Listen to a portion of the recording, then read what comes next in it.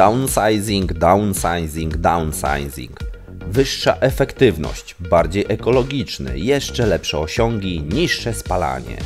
W ostatnich czasach bardzo często słyszycie takie stwierdzenia. Te słowa stają się popularne nie tylko ze względu na wysokie ceny paliw, ale również przez narrację pro-eko, jaka panuje aktualnie w mediach, co wyraźnie odzwierciedla się w ofertach producentów samochodów, ale również motocykli. I czy tego chcemy, czy nie, musimy zacząć się oswajać z tymi pojęciami, bo te przez wielu nazwane złote czasy motoryzacji mamy już za sobą. I oprócz paru przedstawicieli takiej starej gwardii, jak na przykład Audi RS6 czy BMW serii M, czyli topowe modele konkretnych producentów, oczywiście można tutaj jeszcze dorzucić jakieś Corvety, Porsche czy Lambo, gdzie wciąż mamy wybór w mocnych i dużych silnikach. Choć i tutaj mamy również do czynienia z downsizingiem, może nie aż tak widocznym, ale jednak zejście z V12 do V8 czy V6 to wciąż downsizing. To jak mówiłem, oprócz tych kilku modeli, tych kilku grup, gdzie możemy poprzebierać w różnej maści silnikach, to raczej skazani jesteśmy na małe pojemności, o których, jak to żartobliwie się mówi, pół litra to jest dobre na dwóch, ale jak jeden nie pije.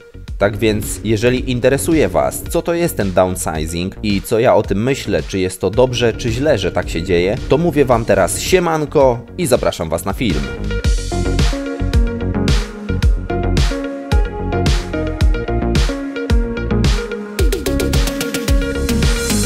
Okej, więc zanim przejdziemy do tematu filmu, to pamiętajcie o subskrybowaniu kanału, dajcie łapkę w górę, jeżeli film Wam się spodoba i napiszcie w komentarzu, czy Wy też odczuwacie ten downsizing, a jeżeli tak, to co o nim myślicie? A więc downsizing, diabeł nie jest taki straszny, jak go malują. W dużym uproszczeniu jest to proces może nie miniaturyzacji, ale zmniejszenia pojemności skokowej silnika przy jednoczesnym zachowaniu lub nawet polepszeniu jego parametrów, w celu sprostaniu rosnącym wymaganiom ekologicznym i ekonomicznym. Co rozumiemy poprzez zmniejszenie pojemności skokowej? Ano właśnie zmniejszenie z takiego np. V8 do V6, z V6 do R4, z R4 do R3. A co rozumiemy poprzez zachowanie lub polepszenie jego parametrów? Pakowanie coraz większej elektroniki, pakowanie więcej turbosprężarek, więcej kompresorów. To już nie jedna turbosprężarka, a dwie, a nawet nieraz trzy i cała masa osprzętu, który przyprawia o zawrót głowy nawet dobrych mechaników samochodowych. Jeszcze do niedawna bardzo popularne były silniki czterocylindrowe o pojemności 1.8, 1.8 turbo, 2.0, 2.0 turbo, 2.4, 2.8 wolnossące. Zaletą tych silników była ich w miarę prosta konstrukcja. Jednak były one dość mocno paliwożerne i generowały relatywnie mało koni mechanicznych z 1 litra pojemności. A biorąc coś konkretnego na przykład, to mieliśmy takie Skody Octavia z silnikiem 1.8 turbo, które generowały, jak dobrze pamiętam, 150 koni mechanicznych. Podobne, jak nie te same silniki można było znaleźć na przykład w Audi A4, B5, B6, B7, gdzie z silnika 1.8 turbo można było uzyskać od 150 do nawet 180 koni mechanicznych. Ale wracając do tematu Skody Octavii, silniki 1.8 zostały zastąpione przez silniki 1.4, a nawet 1.2 litra, gdzie jak mogło się wydawać na tak dużą budę jest to niewystarczające. Jednak jak wspomniałem na początku, oprócz zmniejszania pojemności skokowej silnika zachowane zostały, a nawet polepszone parametry takie jak konie mechaniczne czy newtonometry. I tak jak jeszcze dekadę temu średnio na 1 litr pojemności przypadało 75-80 koni mechanicznych, tak obecnie nikogo nie dziwią wyniki rzędu 120, a nawet 140 koni mechanicznych z litra pojemności.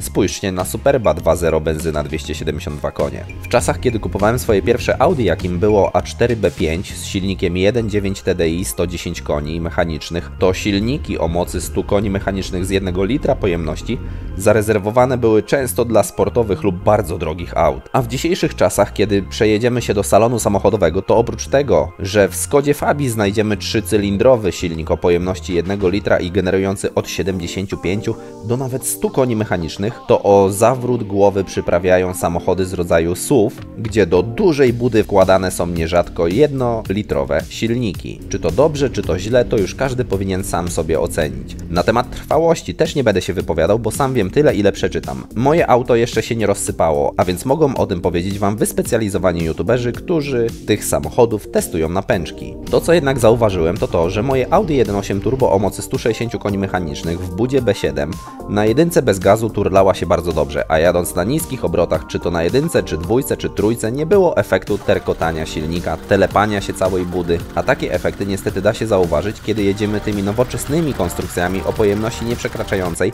dużej butelki wódki, gdzie kiedy kręcimy je na wyższych obrotach, to wszystko jest w porządku. Przyspieszenie ok, komfort jazdy ok, odczucia ogólne są dobre. Ale jak tylko chcemy jeździć w ruchu ulicznym, takim typowo miejskim, w korkach, gdzie musimy często ruszać, jeździć na niskich obrotach, na niskich biegach, no to ewidentnie coś jest nie tak. Mam wrażenie, że te nowoczesne silniki, te małe pojemności nie radzą sobie na niskich obrotach, wręcz mam wrażenie, jakby chciały wyskoczyć spod maski. Nie bez powodu Bentleye czy inne super drogie auta mają pod maski wsadzone silniki V12. Nie jest to tylko i wyłącznie prestiż, ale też kultura pracy. Jeżeli chodzi o małe silniki, to wydaje mi się, że podobnie, choć może nie aż tak szybko, zaczyna być to odczuwalne w przypadku motocykli. Na rynku motocykli zawsze były jakieś 50, 125, 250, 600, 500, 750, litry i jeszcze większe motocykle. Ale jako, że w temacie motocykli nie siedzę od roku czy od 2, a raczej od nastu lat, a od dekady zdrowo jeżdżę już na swoich motocyklach, to mogę śmiało powiedzieć, że downsizing zaczyna być mocno widoczny na tym rynku. Zaczyna mocno wchodzić na rynek motocyklowy. Coraz częściej w ofertach producentów motocykli przewijają się motocykle o pojemności 300 cm3. Coraz większy udział w rynku mają 125 czy 250.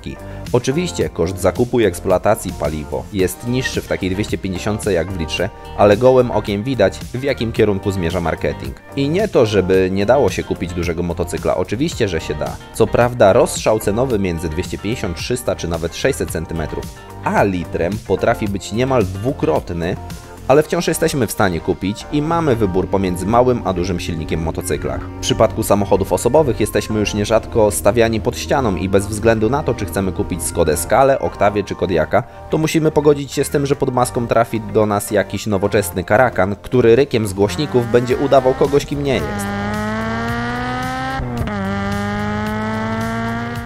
Nie chciałbym, abyście mnie źle zrozumieli, nie jestem wrogiem postępu i rozumiem, że technologia konstrukcji silników i osprzętu oraz oprogramowania idzie mocno do przodu. I to, co jeszcze kilkanaście lat temu wydawało się niemożliwe, teraz jest na porządku dziennym. Ale chciałbym, aby za tym całym postępem, aby za tym całym downsizingiem szła też jakość, trwałość produktów, za które płacimy coraz wyższe ceny. Mój fazer w tym roku, 2021, miał swoje 20 urodziny. Jakby spojrzeć na ulicę, to wciąż widać motocykle, które zostały wyprodukowane w tym samym roku co mój fazer. Jak również wciąż widać samochody, które zostały wyprodukowane w tym samym roku co mój fazer. Ciekaw jestem, czy za 20 lat, czyli w około 2042 roku, będzie choć jeden pojazd na naszych pięknych polskich drogach, który jako nowy został zakupiony w tym roku. Czy aktualnie produkowane i sprzedawane samochody przetrwają próbę czasu?